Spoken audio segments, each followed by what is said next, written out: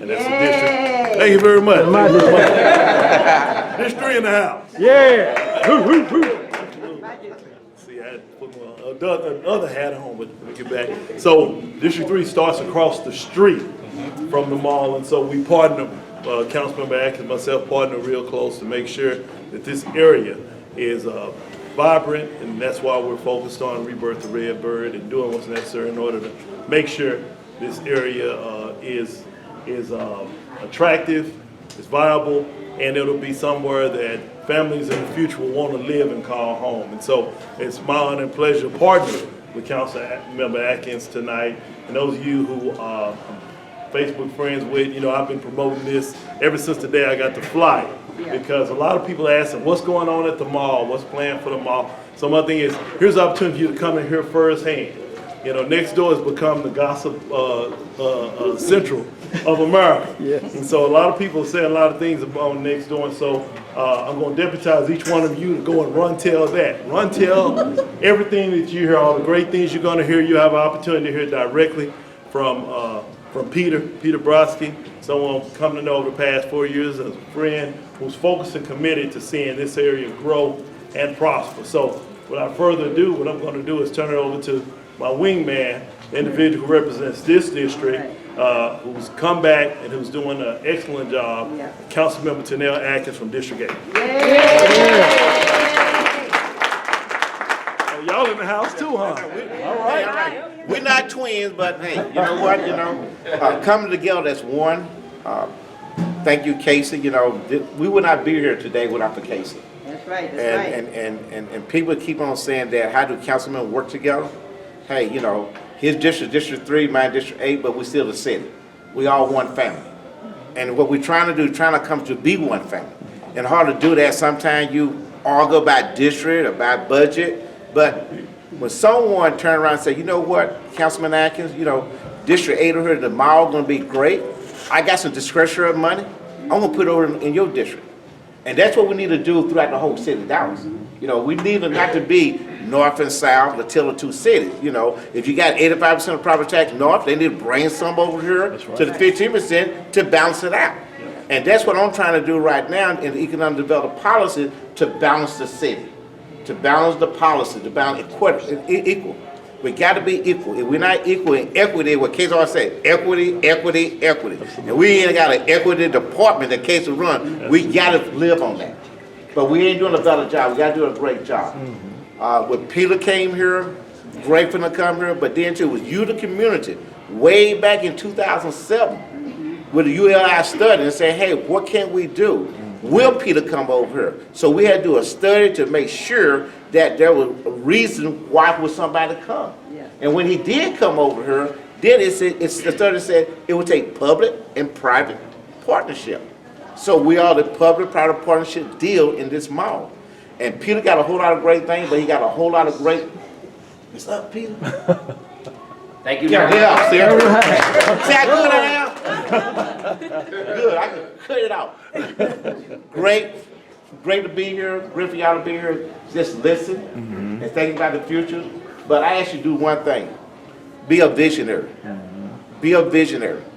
You know, put that subliminal in your mind and say, this where we're at now, but look at 5 or 10 years down the road where we might be. And that's what Peter will try to show you. Thank you. Good evening, everyone. Thank you so much for coming out. I really appreciate everyone giving us some time in the evening. I want to start by thanking both council members. Without their leadership, you guys should know as their constituency, without their leadership, nothing that we're going to be talking about tonight would be happening. Right. From the very, very beginning, they've been incredibly supportive, both you know, financially from the city, which is required to do what we need to do, what we want to get done here, but in every way, including sometimes a shoulder to cry on, more than once or twice. So I want to acknowledge them. I also want to acknowledge Randy Bowman, my partner, standing in the back, one of the large investors in Redbird. Randy, raise your hand. And I also want to acknowledge Willis Johnson, without whom this deal definitely wouldn't have happened. Even before we bought the mall, Willis was involved helping to make sure that it could get done. So thank you to all of you, and I see, and of course, Ms. Pemberton. Without you, this mall would have been.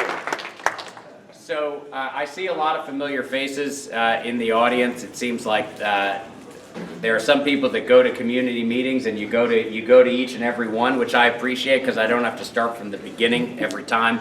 So I'm not going to do that today. We've been at this now for 4 years, and just to summarize what we set out to do, because I'm really proud of the fact that we seem to actually be accomplishing what we set out to do. We set one metric by which we were going to judge ourselves, and we asked the community to judge us, and that is, are we providing quality? That is what is wanted in this community. That is what is needed in this community. And in short, the idea here is to provide the quality amenities that people in this community want, but have to drive long distances to receive.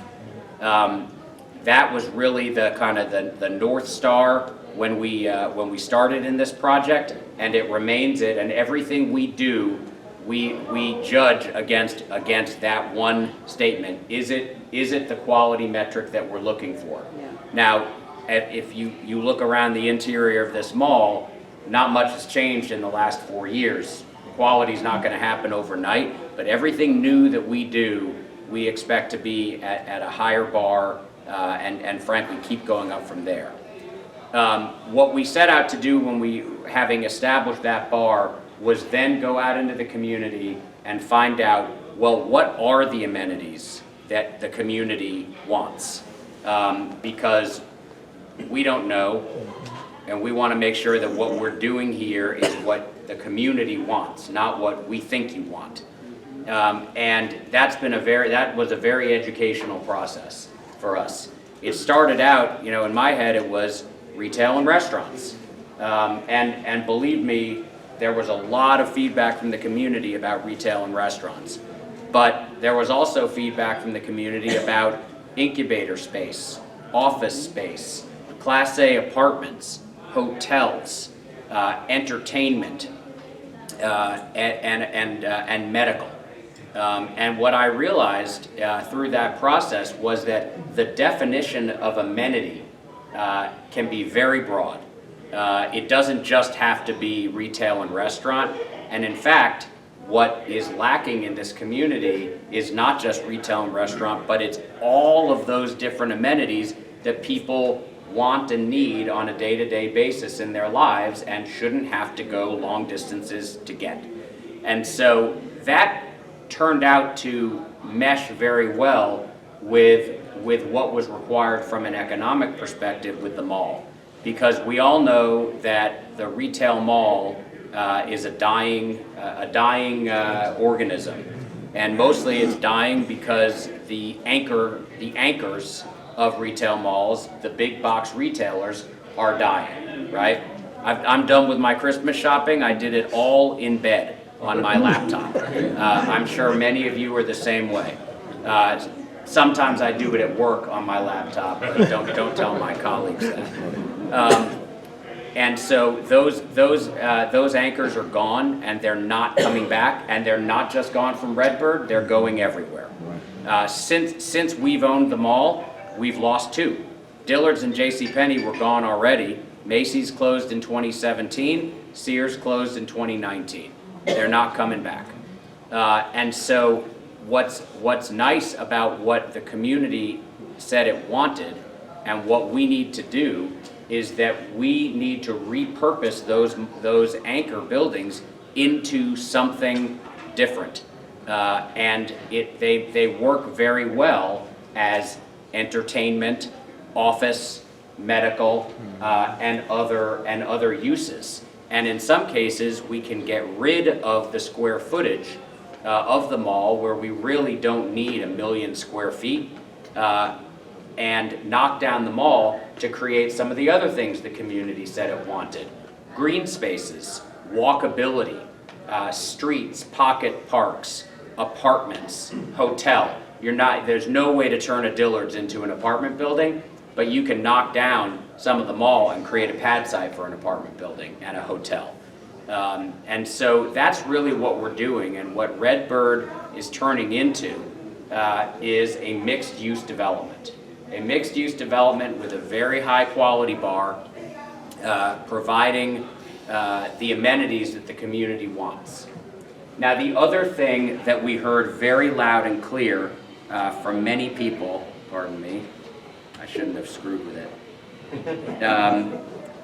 The other thing that we heard very clearly from, well, I'll get it back up in a sec. The other thing we heard very clearly from many people was a concern about gentrification, right?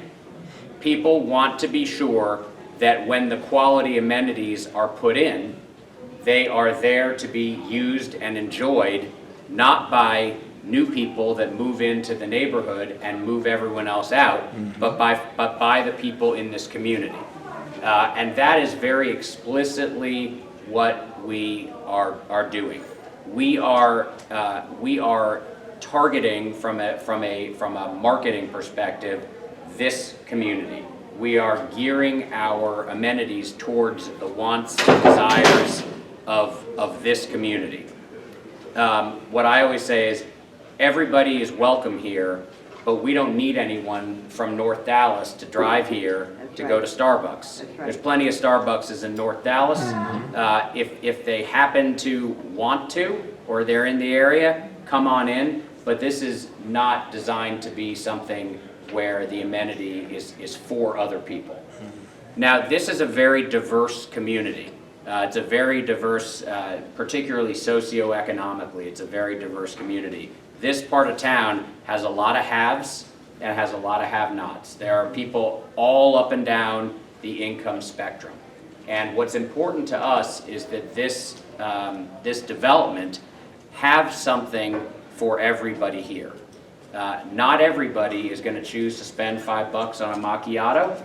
Many people do, not everybody will. And so this isn't about just bringing in the super duper high-end amenities that only a few can afford or choose to patronize. This is about making sure that Redbird is a home for everybody in this community, that there is something here for everybody. And so that's where the outdoor space comes in, that's where the jobs come in, that's where some of the medical comes in, that's where the fact that our Class A apartment buildings with granite countertops and a beautiful pool and a structured parking garage like you'd find in Uptown, where a big percentage of that is affordable. It's about creating something that's accessible to everyone in the community. The last thing I'll say before getting into the specifics of what we're trying to accomplish here is that we also made a commitment that the people who live in this community would also be direct financial beneficiaries of the development here. So it's very well understood that when money is spent, it doesn't usually get spent with local businesses, and I'm talking in particular about construction.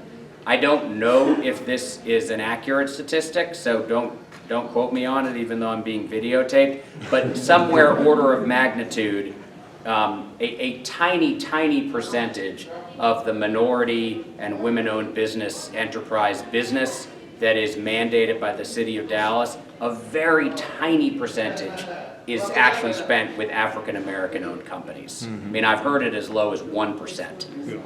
I've not verified that myself, but it is very low. It's the lion's share of it goes to Caucasian female owned businesses, Hispanic owned businesses, with very little left over for African American owned businesses. So we made some very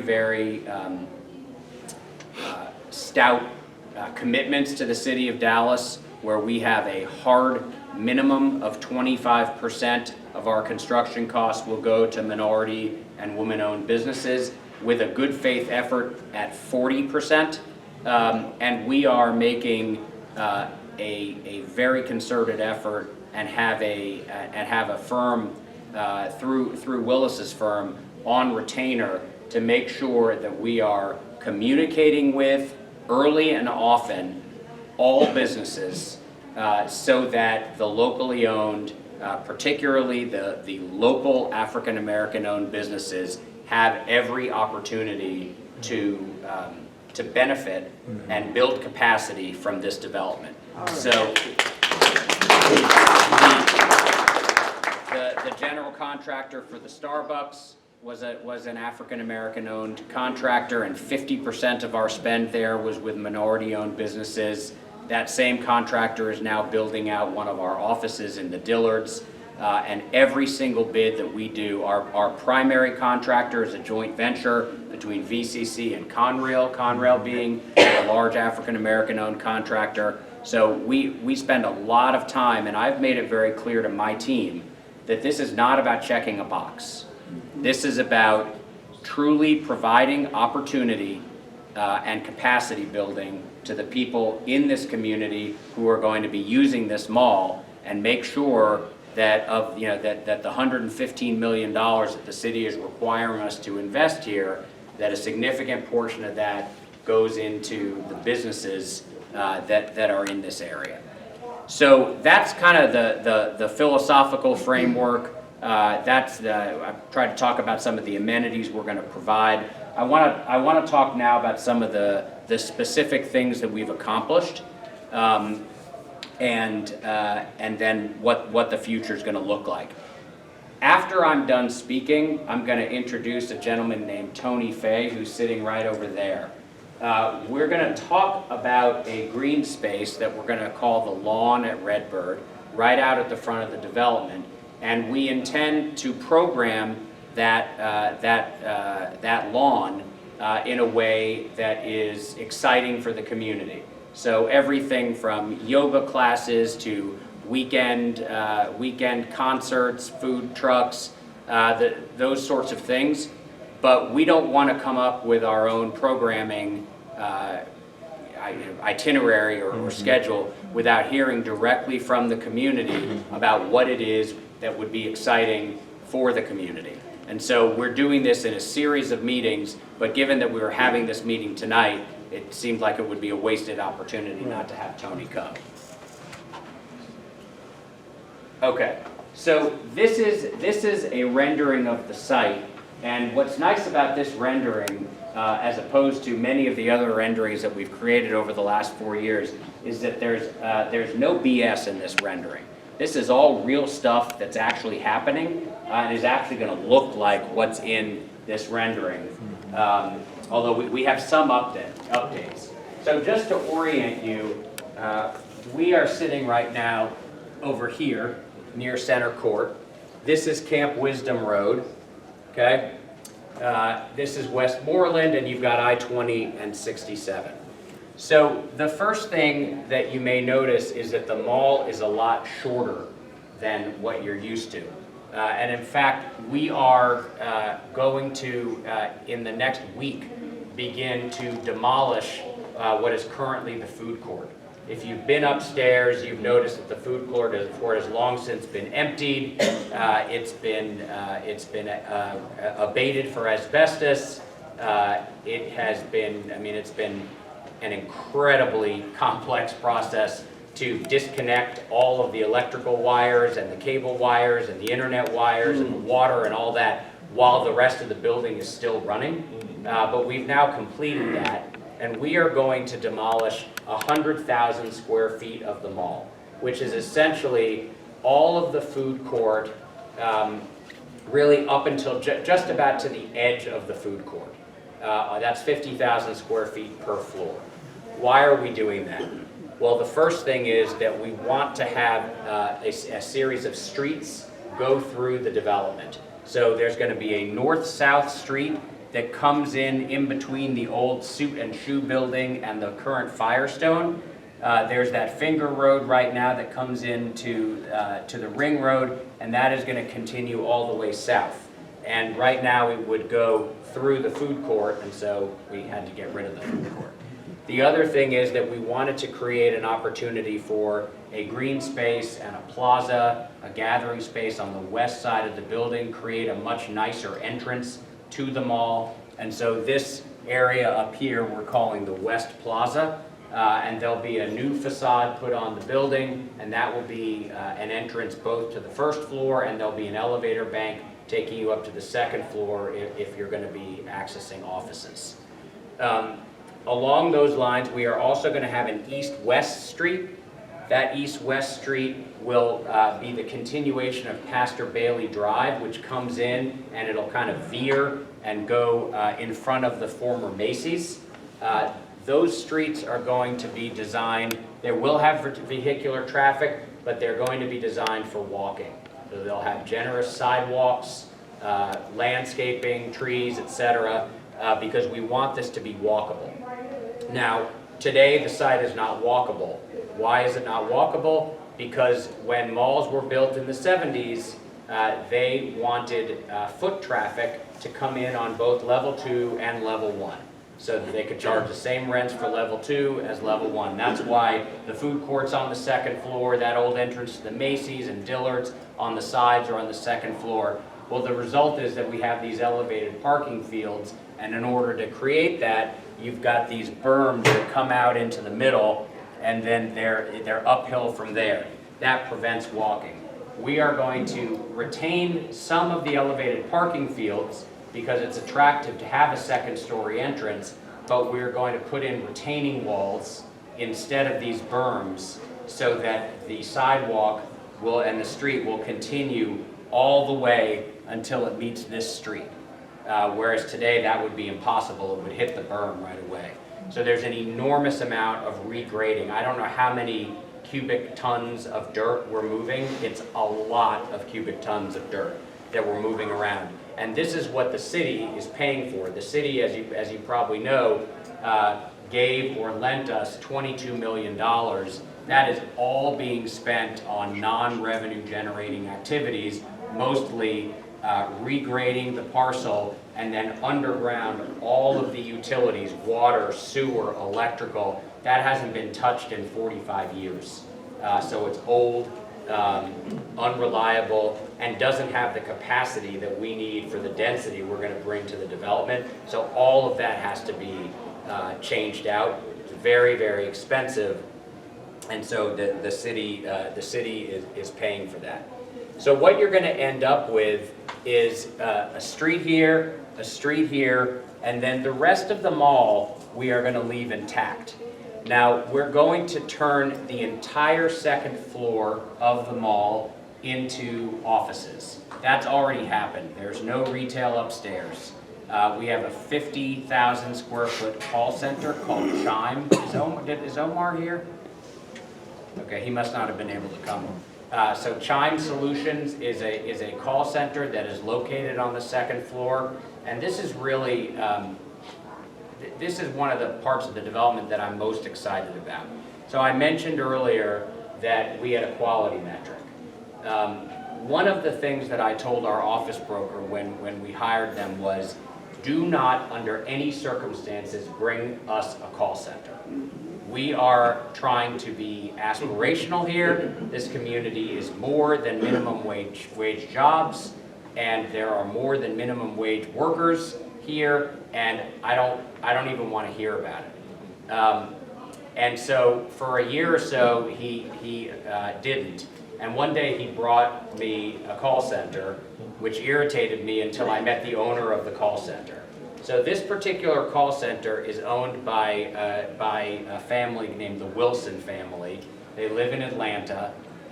They are an African-American family that built up a huge call center business in the past, sold it, made a lot of money, and then they've started up again. And they have both a profit motive and a social impact motive, which is that they feel that throughout this country, there are African-American communities with a labor force that has not been invested in, that has been underestimated, and can provide every bit as good customer service, if not better, than a lot of these offshore call centers. And so they locate their businesses in communities like this. In fact, their other big call center is in Atlanta in a mall. And they are committed to living wages. They do not pay less than $14 an hour plus benefits. So they've taken 50,000 square feet, and they've already hired over 300 people, but they are going to hire 500 people, and they've indicated to us that they're likely to expand to 100,000 square feet. That'll be 1,000 jobs at a minimum of $14 an hour. So that excites me because A, it's a high quality. If you went into their office and saw how they did it, you would understand who they are as people. But the other thing is, thank the city of Dallas for the $2 million. yes, and the city of Dallas chipped in there too, because these call centers don't get paid during the training portion, but they understand that their employees can't afford to go train for 4 weeks with no paycheck, and so the city of Dallas subsidized that training so that their workforce could be trained and earn a wage while they were being trained. So thank you for that.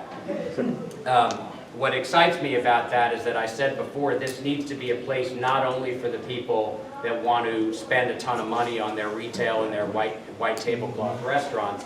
It needs to be a place for everybody in the community. And the idea of having this become a job center for people who are in the community where they don't have to travel 2 hours to get to a job, but it's right here at home, is very exciting to me, and it creates, if you think about it, they pay an average compensation between $40,000 and $45,000 a year in that office. So you multiply that by 1,000, that's $40 to $45 million of purchasing power that's been created right here in this community. So it really excites me. So they are going to end up taking the entire east hallway. Right now they've got the north half that faces out front up here. They're going to expand to across the hall. That's really going to be most of the square footage. Then there'll be the hallway where the Dallas Entrepreneur Center is, that will have probably another 30 or 40,000 square feet of offices that's intended to be smaller professional offices.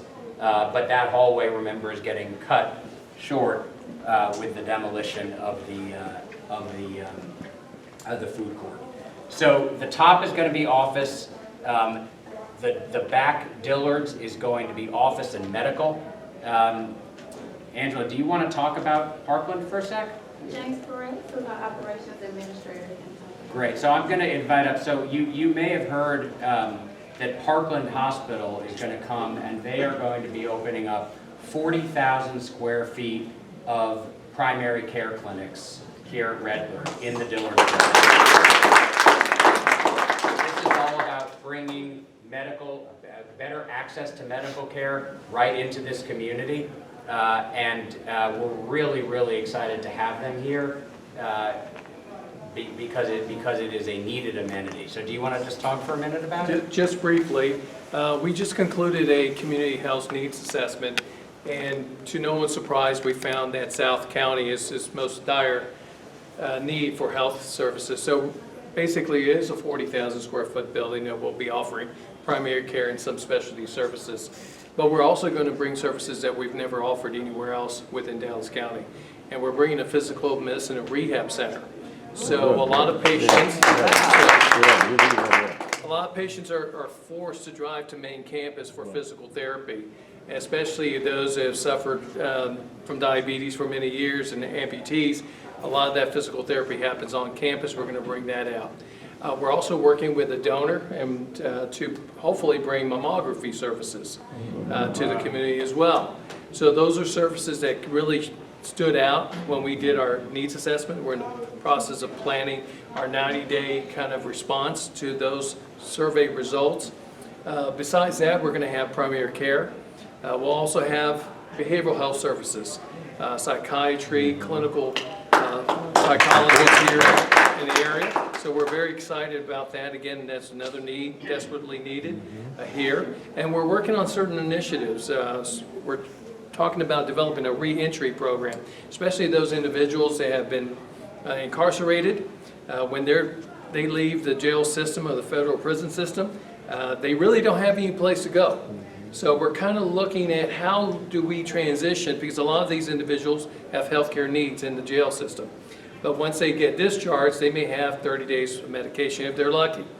So we're working to see how we can introduce them back in the community and provide that health care, along with others. We're hoping a partnership with the City of Dallas and some other housing issues. How do we bring them back in the community? How do we provide housing, food stamps, some subsidies, and then provide the health care? So we're trying to look beyond just health care and look at a more holistic approach to trying to bring services to the community. So we're excited. We finally have a signed agreement. Yes, we do. We have a signed agreement. So here in the next couple of months, we'll be working on what we call the programming. How many examiners are we looking at? We're looking at a pharmacy as well.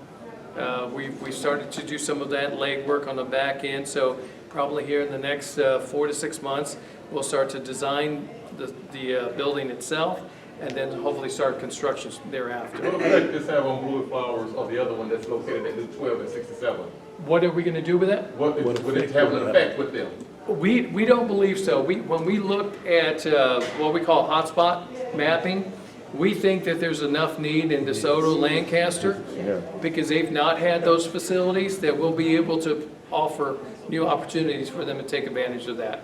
Yes, sir. What about the reentry programs that are already in existence and that are progressive and that are growing and productive? What about those reentry programs? Are you going to try to incorporate those in what you do, or are you going to just start your own? Well, you know what? If there's someone that's doing it already, we'd love to leverage their knowledge and incorporate that as part of that. Again, Citywide? citywide, Yes. absolutely.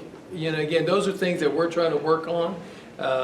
Again, we're not experts at that. We're kind of breaking new ground because, again, what we've focused on for the last 125 years has been strictly healthcare, but the market is changing, the community is changing, so we're going to have to adapt to that need. So we're going to take questions at the end. Right. Will you be here for a while? Yeah. So just in the interest of keeping it moving So forward, again, but- I'll be over here in the corner, so if you need to ask any comments, I'll be more than happy to answer those. Great, thank you so much. We also have Workforce Solutions that's going into the Dillard's building.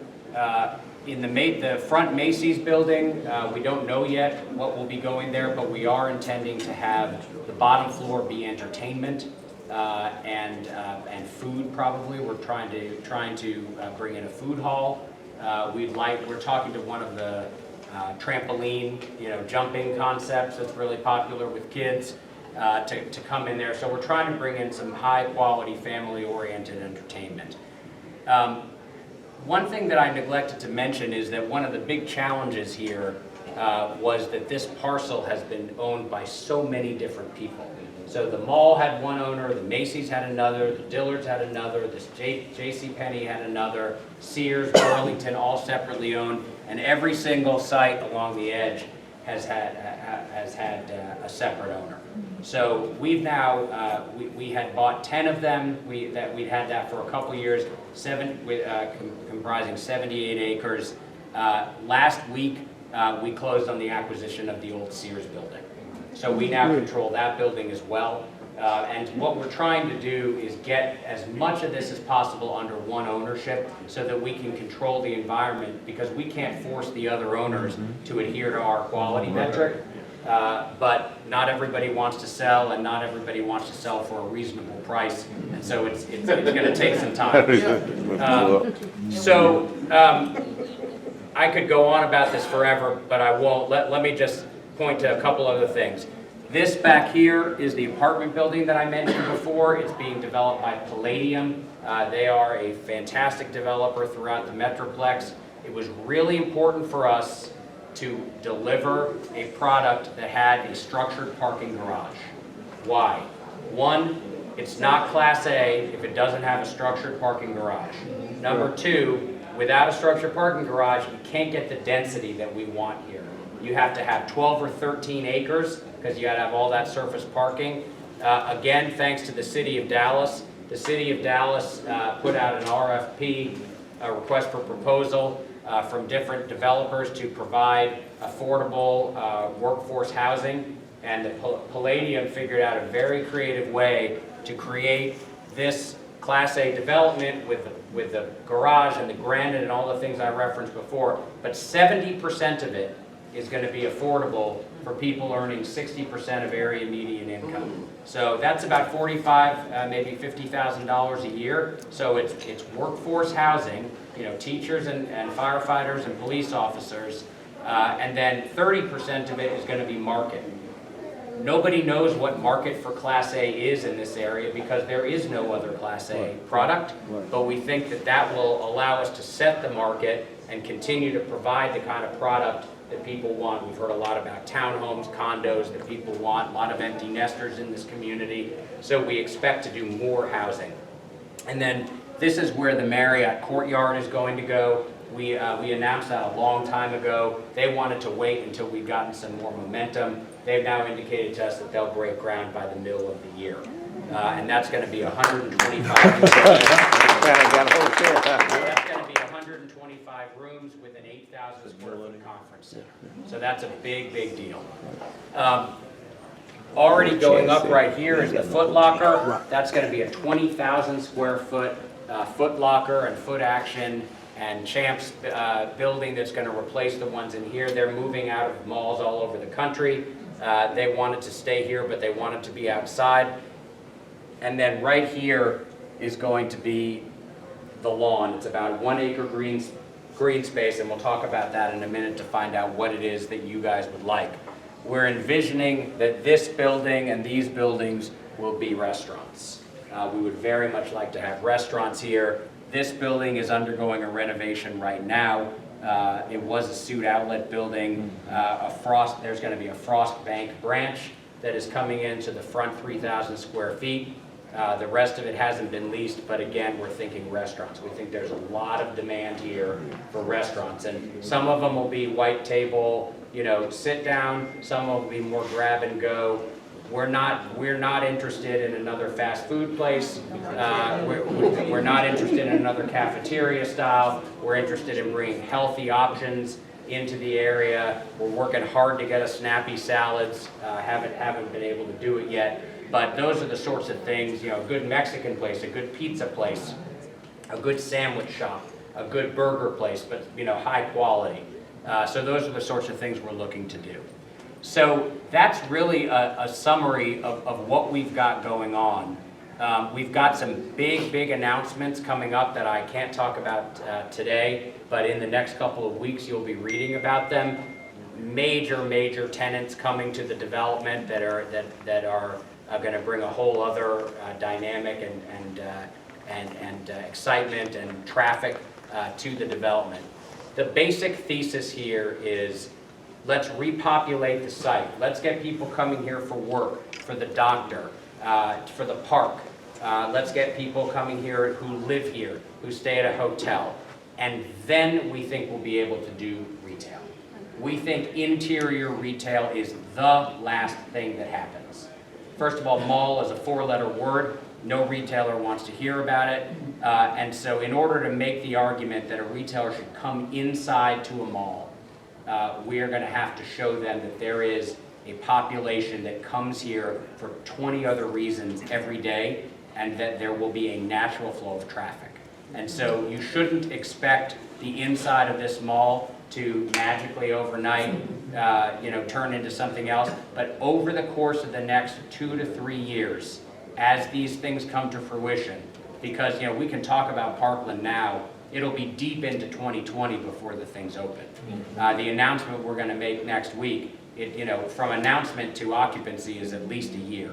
So next 2 to 3 years, as the population gets bigger on the site, that's when you should expect to come in here and say, oh, there's a Gap here now, fantastic. Or, oh, that awful orange tile is gone and it looks better. There's new lighting and new ceilings, and those things are going to happen incrementally. It's much easier to get people to come here to work than to get retailers to come, just because of the state of the retail industry. So that is my presentation. What I'd like to do is ask Tony to come up for a minute and just informally get some feedback from you on an outdoor space. What are the things that would cause you or your friends or your families to come and want to participate in an activity on the green space? And then I'll come back, and then that time we'll take any questions that you may have. Tony?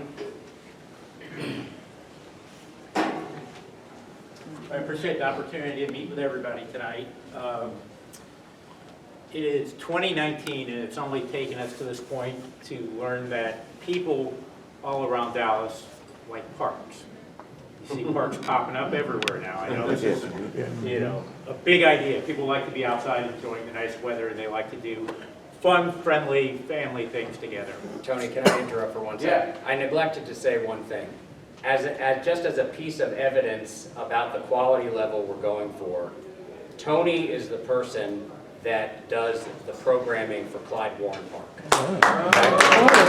So, you may or may not like Clyde Warren Park, but there is no denying that it's very popular, very well programmed, and very well used. And so we wanted to find out how to do it like that.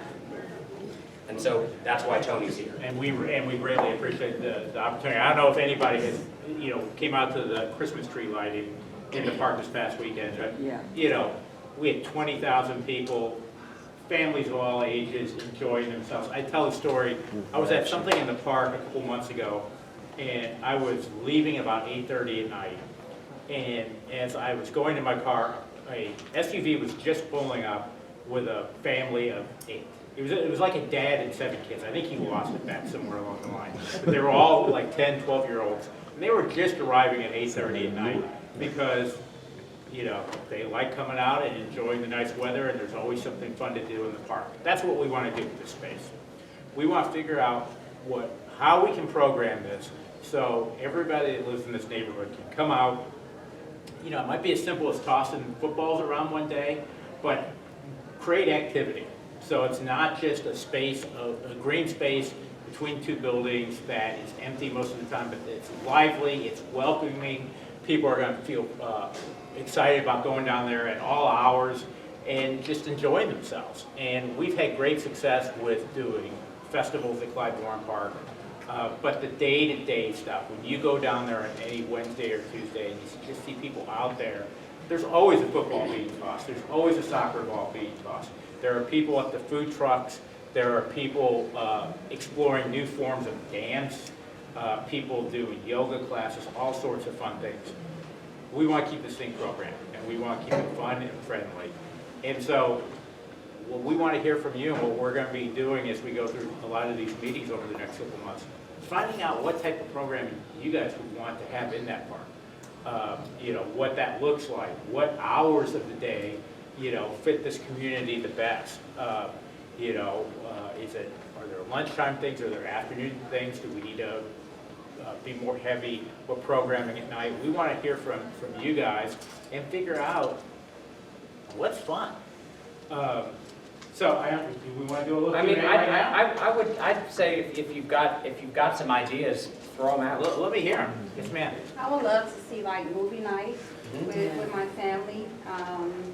So I guess security also would be a concern of mine, being out so late, but definitely movie night with the family. Yeah, let me make one comment about security. First of all, when we redo all the site work, we're redoing all the lighting. So you're going to find by this time next year, this is an extremely well-lit area. The second thing is that we are very well aware of the dynamic that there can be a murder in the North Park parking lot and nobody cares. But if a hubcap is stolen from the Redbird parking lot, and a kid will let a copter over, and some news story about crime at Redbird. So we take security very seriously. We spend a lot of money on security. We will continue to spend a lot of money on security because it's existential, right? If there is a crime that is, if there is a violent crime at Redbird, it's going to be very problematic for this development, particularly in the early days. So the park is going to be, and we want to walk the fine line. We're not looking to turn this into a police state. We want the security to be there to protect and help and welcome. And you'll notice we have signs around where we have pictures of our security guards, and what does it say? How may I help you? Right? We're not here to enforce a police state. We are here to make sure that when families are here, they feel safe. So, but that's a great, I mean, that's definitely something we've intended to do. And you know what, and one thing that we found too about security with these parks is Claiborne Park was kind of based on some other small urban parks around the country, most notably Bryant Park in New York City. And what you find when you look at a lot of these small parks, there's not a lot of crime. You know, people kind of respect the fact that they're kind of given this amenity, and you know, you have these little picnic tables that are out. You have all sorts of, they don't get stolen. People take care of things. People, when they borrow games from the game room, they return them. So I think that there's a big element of people taking ownership because they've got this really nice amenity, and you know, it tends, the community tends to protect it. And we need the community to make it clear to everyone that this is a space that's valued by the community and shouldn't be screwed with. I'm sorry, yes, sir. Good to meet you. My name is C.W. Whitaker, and my name is on Clydewater Park, Oh, great. on the wall, not by crayon. But I served on the park board 13 years, and I think you need to have something for the pets, a little dog walk, and a stage to have night performances for mixed family use. Okay? Yes, ma'am. Hi, I'm Danielle Ellis. I'm producer and local artist here of Art Love Magic Art Collective, as well as Radical Love Art Collective. I just want to be here to represent the artists. We do artists go around all over the city. We are so dense with talent of multi-level arts, and I would love for us to be part of creating art events for families, which we do everywhere else, and just be constant in partnership with you guys to make sure the arts is represented, because the arts is here. I live here, so, you know. We'll definitely want to talk. That's why I to you. said a stage. Exactly. You're right. Jazz at night, anything. Yeah, you know. we'll definitely want to talk. As you know, with Claiborne Park, so many of those, so much of that program is done by folks that are, you know, in the arts and, you know, in the local community. They come out and they put on that stuff. Yeah. So yes, we'll definitely want to talk to you about that. Yes, sir. Yes, sir. Yeah, Oh, looking the wrong way. Hi. Yes, ma'am. First My off. name is Rhonda, and I'm Rhonda. the founder of Parker Autism Center. Yep. Autism, I represent people with disabilities, and knowing that from childhood to adulthood, they need to have a space to be in person. They need to be a part of the environment and not separate. So a nice, that's safe important. place that's open and friendly, people of all skill Yes, levels. because sensory Yeah. is a component that needs to be addressed to make sure, like I work with other, actually have a space in Pleasant Road, Yeah. but I'm looking to expand to grow, but I actually offer advice and support because that is very important. I agree. Yes, sir. My name is Darrell Flair. I represent Ely Group, and more importantly, I'm a stakeholder here. My house is not a mile and a half from here on Olive Avenue. What I want to speak to is the fact that this is a great on-taking, and that it's already up and going, it's moving. And so I certainly appreciate this coming to our community, that as a taxpayer, that my property holds its value. On the other side, there are services that have been provided in our community, as this gentleman here spoke of, talking about Parkland and whatnot, and being over there by South Oak Cliff. I would not want to see this place come up at the expense of those places going down, that you start gutting other areas. Every area of our city needs services.